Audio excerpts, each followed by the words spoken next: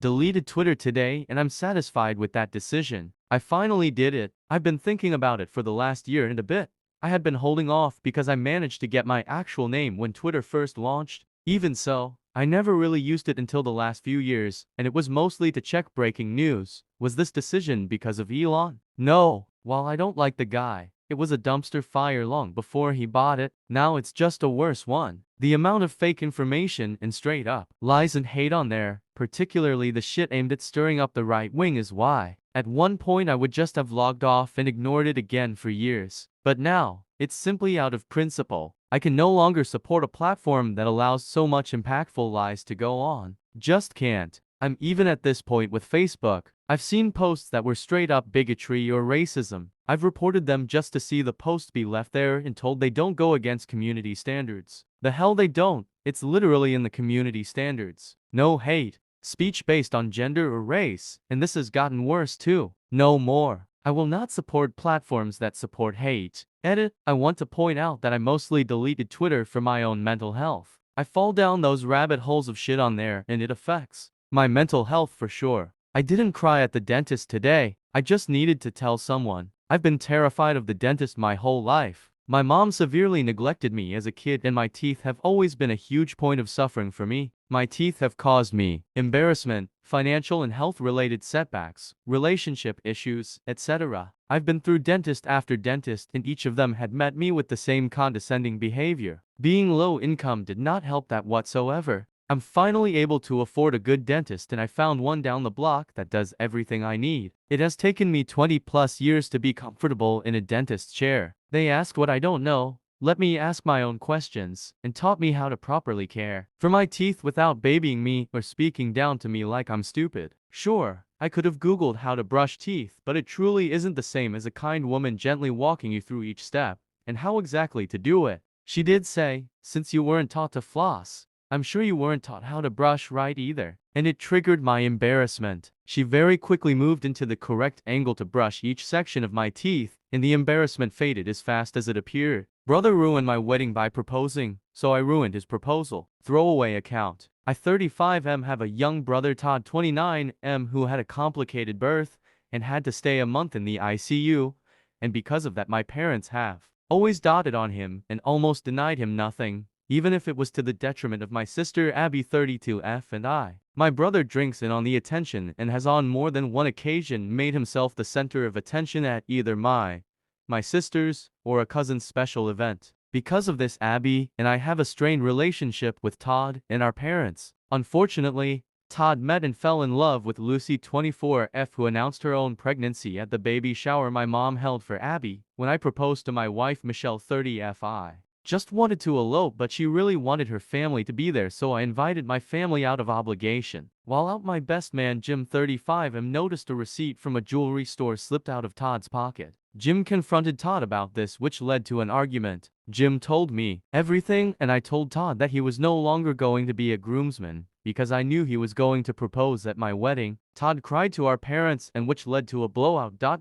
in my parents' eyes. Since Todd never admitted that he was going to propose to Lucy at my wedding, I was unfairly judging him. I refused and brought up Todd's past behavior. My parents couldn't refute this and got Todd to agree to not try anything at my wedding. This wasn't enough to convince me to let him be a groomsman, but I warned him that if, as a guest, he'd try anything, I would make him regret it. Fast forward to the wedding, and surprise surprise, Todd walked over to Lucy and proposed to her during Michelle's father-daughter dance, and did it in a way so that everyone would notice. Cue my revenge. Jim and I had hired a woman to pretend to be Todd's side piece, who cornered Todd and Lucy and claimed that she was pregnant with his baby. Todd denied this, but when she called his phone, I gave her his number and messed with Todd's phone to incriminate him. It didn't look good. Lucy threw the ring back at Todd and left in tears. When Todd saw the smile on my face, he knew that it was me, and I didn't respond to a single call or text from him or my parents until after the honeymoon. Lucy has thrown Todd's stuff out and has been denying access to their kid. Todd is furious and is demanding that I clear his name. I sent him a text saying that I had no idea what he was talking about, as well as a screenshot of a bill for the wedding, and gave a vague message demanding reimbursement for half of the wedding costs. Michelle knew the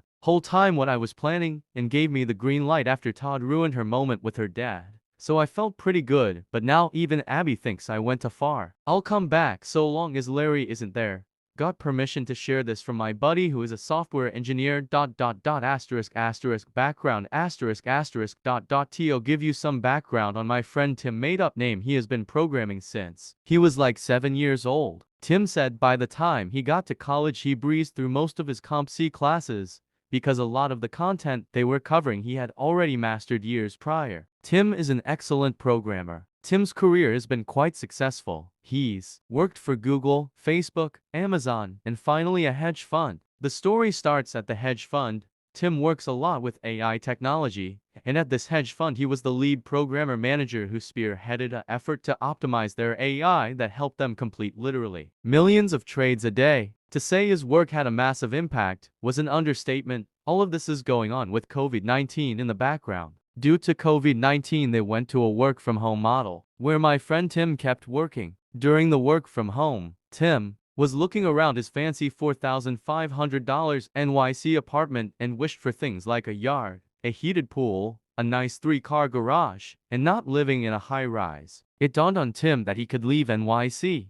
Tim moves to Michigan. So Tim moved back to his hometown in Michigan, where he bought himself a really nice home with a heated pool, a 3-car garage, a nice yard, and guess what the yard had in it? A mother-in-love suite which was essentially a 2-bedroom, 1-bath second home on the property of his main home which he turned into his man cave. It's actually pretty sick. Oh yay, and his mortgage payment was far less than his $4,500 a month rent, like half. Tim spent the rest of his COVID-19 work from home pounding out projects, etc. He never actually informed his employer on an official basis. He moved, he just kept working. Then COVID-19 ended. COVID-19 is finally over, back to the office. Or, Tim boss. Larry calls him up and goes, alright Tim, on Monday we are starting work back at the office, and Tim goes, yay. About that I moved to Michigan. Larry is shocked and goes, you didn't even ask if you could do that. And Tim basically said, I didn't know I needed your permission to move, in a sarcastic as fuck way. Larry insists that Tim needs to move back to NYC, or he won't have a place on the team. Tim says he's been doing the exact same work from home at a high level for the past year. He's willing to travel to NYC for a few meetings a year on his own dime, but he feels his quality of life is so much higher outside of NYC he has no desire to live in NYC. To which Larry said if Tim doesn't have any desire to live in NYC then he has no desire to keep Tim employed. Now dear Reddit, what do you think a talented senior programmer with over a decade of experience, who specializes in AI technology is going say to a response like that? If you're thinking he quit, you'd be absolutely right, he quit. Maintaining complex code can be hard. Now, anyone that has done any programming knows that sometimes the best person to maintain the code is the person who wrote the code. There's logic, there's thought processes, there's so much that goes into programming that can be so individualistic it can be hard for someone to take over a code base they didn't write. John CEO enters the picture. 6 weeks goes by when John calls Tim. John is the CEO of the hedge fund. John gets Tim to agree to consider coming back. So that's when John suggests they fly Tim to NYC, and he sits down with John. Tim, however, flipped the switch and said no. How about you fly out to Michigan and we discuss this? Tim said he said that because he wanted to establish if he was going come back, it was going be him, working from Michigan, and if he was going talk his employment it was going be done in Michigan. John agreed, and 2 days later flew out to meet with Tim. Tim sits down, and John says they really need him, because he provided a lot of value to the organization, and the programming team is struggling. John offers Tim the opportunity to come back with a 20% pay cut since he won't be living in NYC, and John called that a cost of living adjustment, to which John said no, I want a 15% raise above what I was earning. John sits back and responds, the reason we pay what we pay is because we ask you to live in NYC, and we understand that's an expensive city to live in, to which Tim says you pay what you pay, and you pay it because I am worth it. If I wasn't worth what you pay, you wouldn't be paying me. Now my first condition is if you want me back it'll be a 15% raise. John goes, and the second condition is I'll come back so long as Larry isn't there.